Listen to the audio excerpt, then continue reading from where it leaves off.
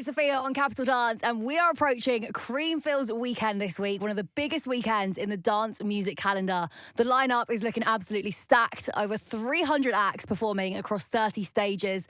And today, I'm delighted to be joined by Creamfields artist Ewan McVicar. How are you doing? Yeah, I'm good, thanks. How are you? I'm very good, thank you. Now, this weekend is Creamfields. You are heading there on the Sunday, playing at the new Halo stage. How are you feeling about playing on that new stage? Yeah, really excited. I've played there the last 4 years, but I've been going to Creamfield since 2012 was the first time I went as a camper. So it's like kinda it like brings back loads of memories just being there, and then I've seen both sides. Like I went to the festival maybe 6 or 7 times camping, and then all of a sudden I'm playing the stages, and then now like this year. I'm obviously closing out one of the brand new stages, and I've only ever played the Steel Yard, so it's a different challenge, a different atmosphere, environment. But I couldn't be more excited. I'm so buzzing. It must feel like such a full circle moment to go from being a raver to then actually playing at that festival.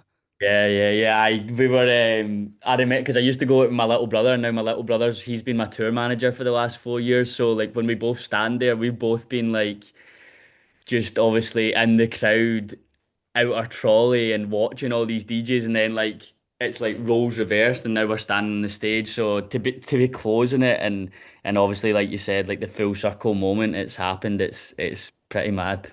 That must be crazy to get to experience that with like your family as well. Yeah, best ever, best ever. That is wild. So I want to know, what is your favourite memory from the festival, either being a raver or playing there? I think because the first time I went was 2012, I actually got rained off. I think there was like something crazy about like months of rain and like a few hours, and the stages started sinking that year. So that was the first time I went, and then it was like 10 years after that I was playing my very first time at the Steelyard. So I think because there was nothing really expected of my set in 2022, that's probably the fondest one I have, because there was almost no pressure. I was free to do what I want, and then now every other year it's like more hype and more like people expect more. So I'd say definitely the first time I played 2022 was, well, it was like a pivotal moment in my career as well. So aye, that's probably the best Yeah, and you memory. must have had that moment where you're like, wow, this is crazy that I get to play somewhere where I've been as a party Well, goer.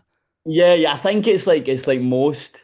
Well, if not, well, a lot of DJs. I don't know, but I don't know. I don't know if it's the same actually. I'm just speaking from my own like experience. But like when you're in wherever you learn to mix or you learn to produce, I always kind of manifested and visualized. I would be like in I used to have a hut, and I would be in the hut DJing, but I would close my eyes and I would be on a big stage, and that was kind of like my moment where that all kind of came true was right then. So Literally I like dreams come true it moments. is, yeah, it was, and now I'm closing it. Sometimes I just kind of get my head around it, because it's all like social media and like stats on Spotify and stuff. I think they're quite superficial sometimes and give you a like almost like a fake kind of like feeling, or Yeah. like how, do you know what I mean? Do you know what I mean? Like it's not real. Whereas when you go there and there's 20,000 people in front of you, then it's like, oh. The Maybe energy is afternoon. different. Yeah, The yeah, energy yeah. is different when you can see those people in front of you, like Exactly. taking in that music, feeling your music. Exactly. So last year when you were at the festival, you posted you were buzzing that people will finally stop asking you to tell them something good and will now just tell you to get Dune. So you went viral for saying that on the mic. Are we expecting more microphone shout outs this year from you? I'm getting barbed wire wrapped around every pole in sight, so no one can climb up anywhere. I've been thinking about it as well. I was like, if this happens again, I cannot go on the mic, because it's.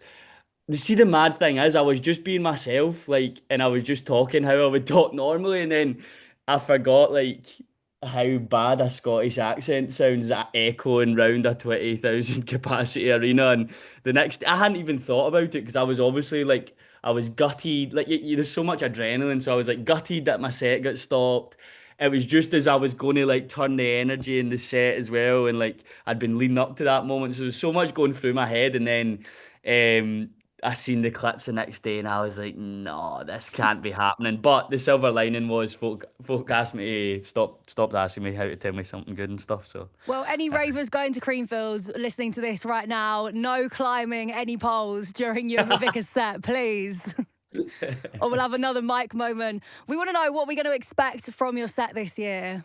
I feel like maybe the last year and a half, I've went through a bit of a like transitional period. I've had a baby, I moved house, proposed to my fiance, and it's all like big life changes have all happened in such a short period of time. And I'd be lying if I said I hadn't like struggled to understand what it is that I actually want from music. And after such a big rise, and I was like what is it that makes me feel the way I want to feel? And actually, I've just fell in love with my own music again. It's been such a full circle because I went from like not even wanting to play my own music, and then I was like, but like when I see what my music does to people and how it makes them feel, I've ended up back to square one, and like I've started loving my tunes again. And I've been building this kind of show in the background, so it's going to be like a Ewan McVicar presents, and we're gonna give it a name eventually. But right now, it's just I'm working on the visuals,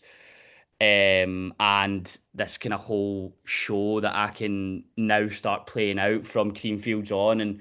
And I've just been in the background making that, and making, I think there's like nine new tracks I've got in the set as well, which some people have heard some of them, but like there's some in there that no one's ever heard. So that's exciting for me. It's kind of an evolution of me not just turning up and having a jolly up, because that's what it was like for so long. And it's not sustainable, like the amount of pressure I was putting myself under to just like play a different set every time, play different music. And it's just not sustainable for my brain, do you know what I mean, especially with everything else I've had going on. So I've managed to get all the things that I think people love of mine, but also what I love. And I feel like I'm slowly getting the balance now.